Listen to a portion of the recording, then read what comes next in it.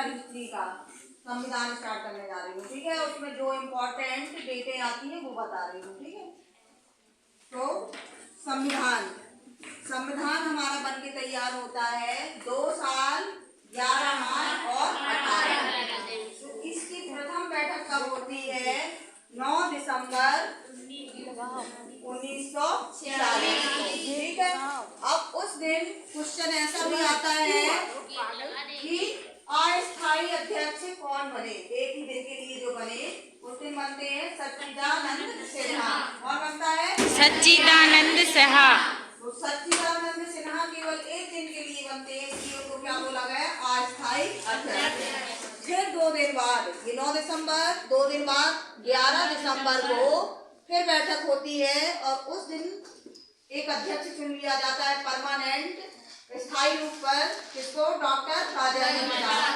तो अगर क्वेश्चन आएगा कि संविधान सभा के स्थायी अध्यक्ष कौन है, तो क्या बोलोगे तुम लोग? डॉक्टर राजेंद्र प्रसाद।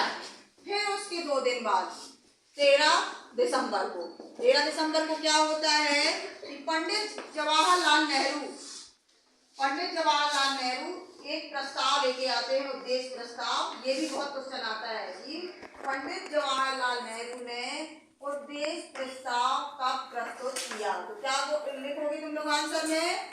13 दिसंबर 1946। अब ये तो हो गया हमारा संविधान की कुछ प्रमुख डेटें, ठीक है। अब संविधान सभा में रहते हैं 300 लोग।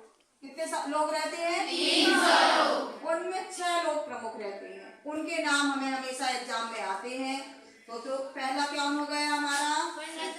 पंडित जवाहरलाल नेहरू, ठीक है। दूसरा राजेंद्र प्रसाद। तीसरा मैंने तुम लोगों को बताया था कि जब हमारा भारत आजाद हुआ था तो 562 क्या थी? रियासतें। उनको इकट्ठा करने का काम या विलय करने का काम भारत में किसने किया था? सरदार वल्लभ भाई पटेल। तो तीसरे शख्स कौन हो गए? सरदार वल्लभ भाई पटेल।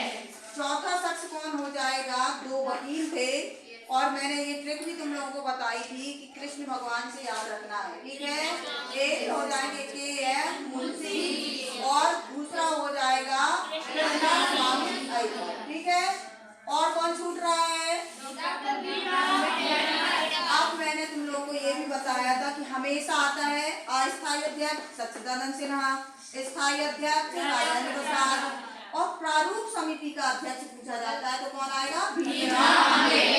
ये तीनों अध्यक्ष पूछे जाते हैं। तो कितने लोग हो गए? 6 सदस्य हो गए। तो ये 6 सदस्य नाम अब तुम लोग बताओ। पहला पंडित जवाहरलाल नेहरू, दूसरा डॉक्टर राजेंद्र प्रसाद, तीसरा, चौथा, पांचवा, छठवा।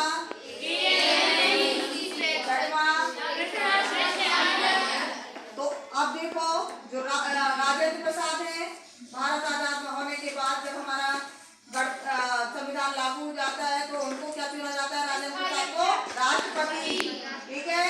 राष्ट्रपति का पद मिलता है, जवाहरलाल नेहरू को प्रधानमंत्री का, और जो हमारी रियासतों को विलय करने का काम करते हैं उनको, क्योंकि उनको लोहे पुरुष के नाम से भी जाना जाता है, तो उन्हें मिलता है कौन सा पद? गृह मंत्री, ठीक है। तो इतना याद रखोगे तुम लोग। इसमें कितने इम्पोर्टेंट क्वेश्चन तैयार हो गए? पहला तो अस्थायी अध्यक्ष, संविधान सभा का अस्थायी अध्यक्ष कौन है? सच्चिदानंद सिन्हा। सारे लोगों को बताना है, तब मुझे पता तो चलेगी तुम सबको दिमाग में आया कि नहीं।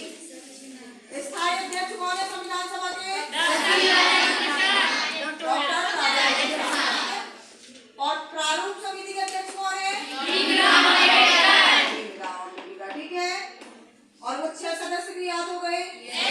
आज के लिए इतना काफी है। अब कल मैं इसके आगे का बताती हूँ।